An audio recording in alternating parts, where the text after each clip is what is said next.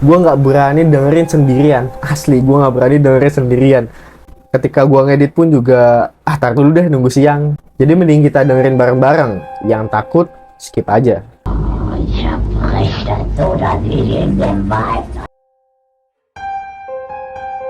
Oke, thank you yang udah klik video gua jamin cerita ini tuh bakal bikin kalian merinding banget, asli.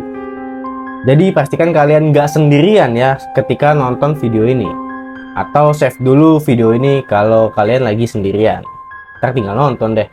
Sebelumnya gue minta maaf banget karena kemarin gue juga lagi di kampung, gue jadi jarang upload. Jadi kali ini enjoy aja nonton video gue sambil rebahan atau gimana lah. Terserah, cari posisi yang enak. Oke, lanjut klik follow dan like-nya dulu ya, bos.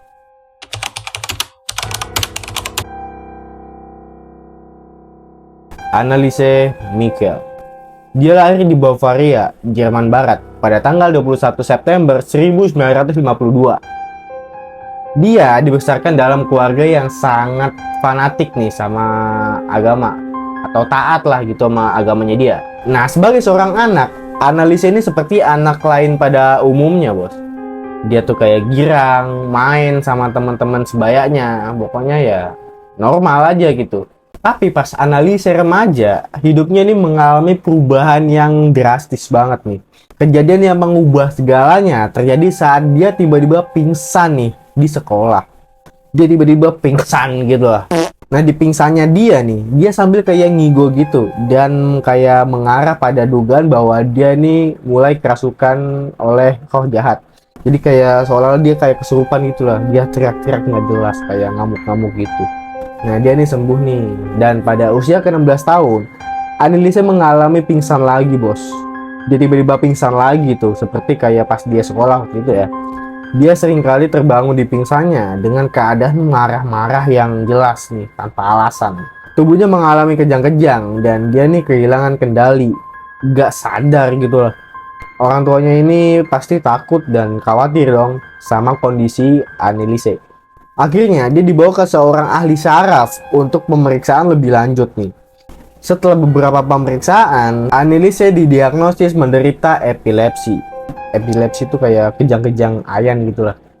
Sebuah kondisi yang menyebabkan kejang-kejang epilepsi dan gejala-gejala psikosis seperti hilangnya ingatan nih dan halusinasi gitu, bos.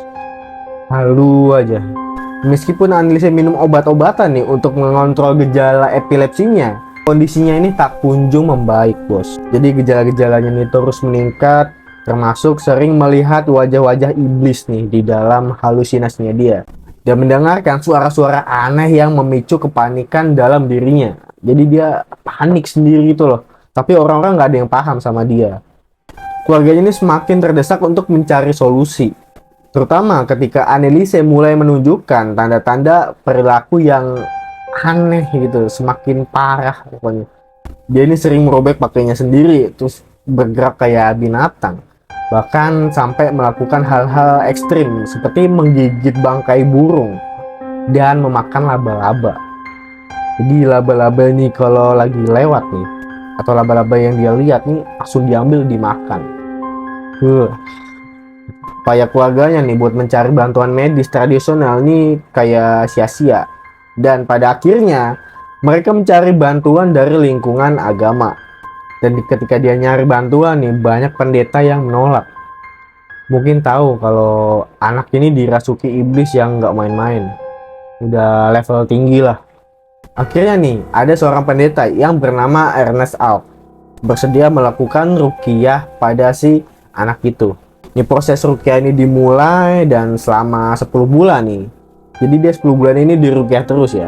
Anneliese mengalami puluhan sesi ruqyah yang sangat melelahkan dan menyiksa dirinya. Ernest dan rekannya nih yakin bahwa tubuh Anneliese ini dikuasai oleh beberapa roh jahat yang saling bertarung buat menguasai tubuhnya si Anneliese. Dan ketika di ruqyah nih, ada salah satu rekaman mereka nih, rekaman percakapan dengan roh yang ada di dalam tubuh anak itu. Jadi ini pendeta rekam suara ketika lagi melakukan ruqyah dengan si iblis itu. Tapi asli bos, gua merinding banget. Gua nggak berani dengerin sendirian. Asli, gua nggak berani dengerin sendirian. Ketika gua ngedit pun juga, tar dulu deh nunggu siang. Jadi mending kita dengerin bareng-bareng. Yang takut, skip aja. Ich habe so, dass ich in dem Wald rein bin. Ich sag dir, die Rotnase noch so lang, bis es lebt wird. So blöde Leute. Für uns geht's kein Tode. Nee! In alle Ewigkeit! Tapi proses rukyah ini nggak cuma nyiksa bagi Anneliese ya, tetapi juga menghancurkan kondisi fisik beserta mentalnya dia. Sampai-sampai dia menolak buat makan dan minum. Nah, hal itu menyebabkan tubuhnya ini mengalami dehidrasi dan kekurangan gizi. Dan ini sampai kurus banget gitu lah. Dan pada tanggal 1 Juli 1976, Anneliese meninggal dunia akibat kekurangan gizi dan dehidrasi parah.